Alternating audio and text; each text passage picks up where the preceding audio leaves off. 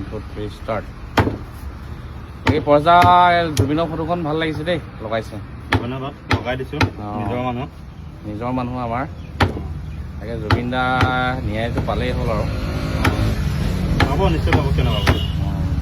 অসমৰ ৰাইজৰ সহযোগ আছে, মৰম আছে তেওঁলোকে। অলপ সৰু সৰু কৰিব না পিছটো।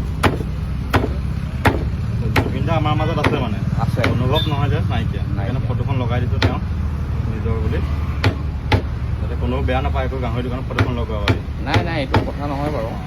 আমি এতিয়া আমাৰ মাজত জীয়াই ৰাখিব লাগিব, চিনাকি কৰিব লাগিব মানুহক। কোনোবা যদি চিনিও নাপায় এইজনে জুবিন দা। আমিতো জুবিনৰ দেখোঁ মানুহ।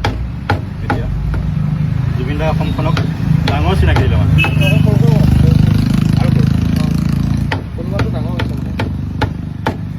এতিয়া 31 তাৰিখে ৰৈ ৰৈ বিনালে এখন ৰিলিজ হ'ব নেকি? তেলৰ মুক্তি হ'ল। তাকে অসমবাসী ৰাইজে চাব, এখন সঁহাৰি জনাব। চাম লগতে একেলগে জুবিন দা শেষ চিনেমা।